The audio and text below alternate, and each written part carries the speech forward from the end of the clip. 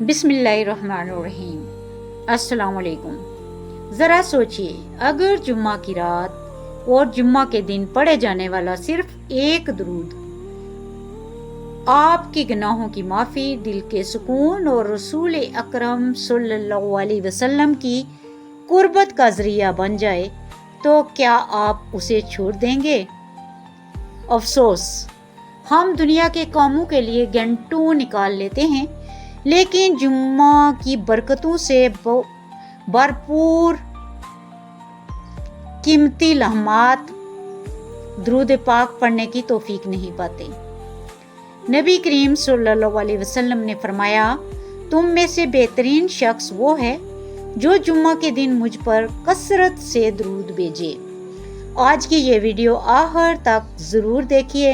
کیونکہ ہم جانیں گے کہ جمعہ کی رات اور جمعہ کے دن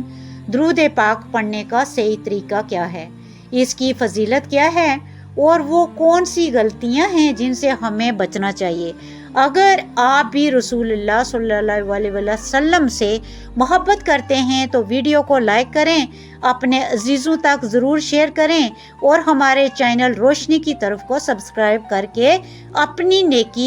اس نیکی میں ہمارا ساتھ دیں۔ محترم ناظرین کرام، میری پیاری سی بہنوں، ایک ایسا درود ہے جو ٹوٹی ہوئی قسمت کو جوڑ دیتا ہے، بند دروازے کھول دیتا ہے، تقدیر جگا دیتا ہے، اور وہ درود صرف اتنا آسان ہے کہ آپ ابھی اس کو پڑھ سکتے ہیں۔ یہ کوئی لمبا وظیفہ اور درود نہیں ہے، بلکہ بہت ہی آسان ہے، جس کا ذکر خود اللہ رب العزت نے اپنی مقدس کتاب قرآن مجید میں فرمایا ہے۔ ذرا تصور کیجئے وہ عمل جسے آسمانوں کا رب خود بیان کرے، جس میں اس کے مقرب فرشتے ہر لمحہ مشغول ہوں، اور پھر اہل ایمان کو بھی اسی مبارک عمل کا حکم دیا جائے۔ آخر وہ عمل کتنا عظیم ہوگا۔ یہ نہ کسی بزرگ کا بنایا ہوا وظیفہ ہے، نہ کسی انسان کی ایجاد، بلکہ یہ خود اللہ تعالیٰ کا حکم ہے۔ اگر آپ اخلاص، محبت اور ادب کے ساتھ اسے اپنی زندگی کا حصہ بنا لیں تو اللہ تعالیٰ اپنے فضل و کرم سے آپ کے دل کو نور سے بھر سکتا ہے، آپ کی دعاؤں میں برکت عطا فرما سکتا ہے، آپ کی پریشانیاں آسان فرما سکتا ہے، اور اگر وہ چاہے تو اپنے خاص فضل سے خواب میں اپنے محبوب حضرت محمد مصطفیٰ صلی اللہ علیہ وسلم کی زیارت بھی نصیب فرما سکتا ہے۔ اللہ تعالیٰ سورہ احزاب آیات نمبر 56 میں ارشاد فرماتے ہیں، ان اللہ ملائکۃ یصلون علی النبی یا ایھا الذین آمنوا صلوا علیہ وسلم تسلیما۔ ترجمہ، بے شک اللہ تعالیٰ اور اس کے فرشتے نبی پر درود بھیجتے ہیں، اے ایمان والو تم بھی ان پر درود بھیجا کرو اور خوب سلام بھیجا کرو۔ غور کیجئے، اس آیت میں اللہ تعالیٰ نے کسی نبی پر ایمان لانے والوں کو صرف محبت کا حکم نہیں دیا، بلکہ درود و سلام بھیجنے کا بھی حکم دیا۔ اس سے معلوم ہوا کہ درود شریف صرف زبان کا ذکر نہیں، بلکہ ایمان کی علامت، محبت، رسول اللہ صلی اللہ علیہ وسلم کا اظہار اور اللہ تعالیٰ کے حکم کی تعمیل ہے۔ علماء نے لکھا ہے کہ قرآن مجید میں بہت سے اعمال ایسے ہیں جن کا حکم صرف بندوں کو دیا گیا، لیکن یہ وہ منفرد عمل ہے جس میں پہلے اللہ تعالیٰ نے اپنی شان بیان فرمائی، پھر فرشتوں کا ذکر فرمایا، اور اس کے بعد اہل ایمان کو حکم دیا کہ تم بھی اپنے نبی پر درود بھیجو۔ اس سے معلوم ہوتا ہے کہ درود شریف کا تعلق زمین سے پہلے آسمان سے ہے، اور اہل ایمان اس مبارک عمل میں شامل کیے گئے ہیں۔ یہ اللہ تعالیٰ کا بہت بڑا فضل ہے۔ ناظرین کرام، ذرا اپنے دل سے ایک سوال کیجئے کہ ہم دنیا میں کتنے لوگوں کا نام محبت سے لیتے ہیں، کتنے لوگوں کو یاد کرتے ہیں،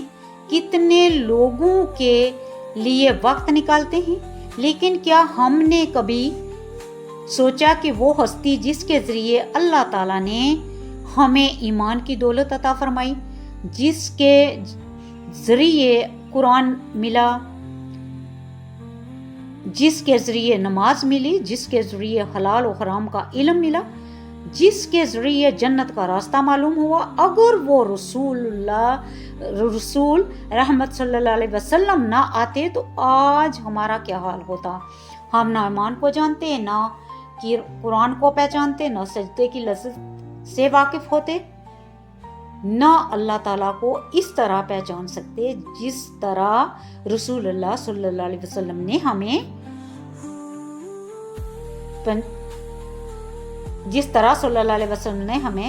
پہنچوانا۔ اس لیے اللہ تعالیٰ نے اپنے محبوب کا ایسا مقام بلند فرمایا کہ قیامت تک آنے والی ہر مومن جب بھی درود پڑھتا ہے تو گویا وہ اپنے دل کی گہرائی سے یہ اعلان کرتا ہے کہ یا رسول اللہ صلی اللہ علیہ وسلم، ہم آپ سے محبت کرتے ہیں، آپ پر ایمان رکھتے ہیں اور اللہ تعالیٰ کے حکم پر آپ پر درود و سلام بھیجتے ہیں۔ یہی وہ محبت ہے جو ایمان کی روح ہے، یہی وہ تعلق ہے جو بندے کو اللہ کے قریب کرتا ہے، یہی وہ نسبت ہے جو زندگی کو برکتوں سے بھر دیتی ہے۔ سوچئے، جب ایک معمولی انسان کسی کی تعریف کرے تو شاید کوئی خاص بات نہ ہو، لیکن جب خود رب العالمین اپنے محبوب پر درود بھیجنے کا ذکر فرمائے اور آسمانوں کے فرشتے ہر لمحہ درود بھیج رہے ہوں تو پھر زمین پر رہنے والے ایک مومن کے لیے اس سے بڑی سعادت اور کیا ہو سکتی ہے کہ اس کی زبان بھی اسی مبارک ذکر میں شامل ہو جائے۔ یہی وجہ ہے کہ اہل دل کہتے ہیں کہ جس مجلس میں درود کی خوشبو بس جائے وہاں رحمت کے فرشتے اترتے ہیں، دل نرم ہوتے ہیں، آنکھیں نم ہوتی ہیں، دعائیں قبولیت کے دل نرم ہوتے ہیں، آنکھیں نم ہوتی ہیں، دعائیں قبولیت کے قریب پہنچتی ہیں اور بندہ اپنے رب کے زیادہ قریب ہو جاتا ہے۔ رسول اللہ صلی اللہ علیہ وسلم نے فرمایا، ترجمہ: حقیقی بخیل وہ شخص ہے جس کے سامنے میرا ذکر کیا جائے اور وہ مجھ پر درود نہ بھیجے۔ اس کی حدیث کو امام ترمذی نے روایت کیا ہے۔ ذرا غور کیجئے، دنیا کا بخیل وہ نہیں جو صرف مال خرچ نہ کرے، بلکہ رسول اللہ صلی اللہ علیہ وسلم نے اس شخص کو بھی بخیل فرمایا جس کے لیے درود پڑھنا بھی مشکل ہو جائے۔ حالانکہ درود پڑھنے میں نہ مال خرچ ہوتا ہے نہ طاقت، صرف چند لمحے لگتے ہیں، لیکن اس کے بدلے رحمت کے دروازے کھل جاتے ہیں۔ میرے عزیز بہنوں اور بھائیوں اور بزرگوں، اگر کوئی شخص یہ چاہتا ہے کہ اس کا دل زندہ ہو جائے، اس کی دعا میں تاثیر پیدا ہو جائے، اس کی زبان ذکر سے آباد ہو جائے، اس کے گناہوں کی تاریکی کم ہو جائے، ہونے لگے اور اس کے دل میں رسول اللہ صلی اللہ علیہ وسلم کی محبت بڑھتی چلی جائے، تو وہ اپنی زندگی میں درود شریف کو معمول بنا لے، کیونکہ درود صرف الفاظ نہیں، یہ عشق اور محبوب کے درمیان محبت کا پیغام ہے۔ یہ بندے اور رسول اللہ صلی اللہ علیہ وسلم کے درمیان ادب کا اظہار ہے، یہ ایمان کی خوشبو ہے، یہ دل کی روشنی ہے، یہ روح کی غذا ہے، اور یہ وہ عمل ہے جس پر جتنا وقت خرچ کیا جائے اتنا ہی انسان اپنے رب کی رحمت کے قریب ہوتا چلا جاتا ہے۔ پھر ذرا اس منظر کا تصور کیجئے، جب قیامت کے دن سورج سروں کے قریب ہوگا، لوگ پسینے میں ڈوبے ہوں گے، ہر طرف گھبراہٹ ہوگی، ہر شخص اپنی نجات کی فکر میں ہوگا۔ ایسے وقت میں اگر کسی خوش نصیب کو رسول اللہ صلی اللہ علیہ وسلم کی قربت نصیب ہو جائے تو اس سے بڑی کامیابی کیا ہو سکتی ہے؟ اس لیے عقل مند وہی ہے جو دنیا کے چند لمحوں کی غفلت چھوڑ کر اپنے زبان کو درود شریف سے آباد کرے، تاکہ جب آخرت کا مشکل ترین دن آئے تو وہ اپنے محبوب صلی اللہ علیہ وسلم کی قربت اور شفاعت کی امید لے کر میدان حشر میں کھڑا ہو سکے۔ صحیح مسلم کی حدیث ہے کہ رسول اللہ صلی اللہ علیہ وسلم نے فرمایا، من صلو علیہ صلاتن اعلی صلو علیہ بل اشرن، ترجمہ جو شخص مجھ پر ایک مرتبہ درود بھیجتا ہے اللہ تعالیٰ اس پر 10 رحمتیں نازل فرماتا ہے۔ ذرا سوچئے، بندہ ایک مرتبہ درود پڑھتا ہے لیکن اللہ تعالیٰ اس کے بدلے 10 رحمتیں عطا فرماتے ہیں۔ دنیا میں کوئی تجارت ایسی نہیں جس میں ایک کے بدلے 10 ملیں، مگر اللہ تعالیٰ کی رحمت کا معاملہ ہی الگ ہے۔ اس لیے اہل ایمان اپنی زندگی میں درود شریف کا معمول بناتے تھے، کیونکہ وہ جانتے تھے کہ یہ صرف الفاظ نہیں بلکہ رحمتوں کا خزانہ ہے۔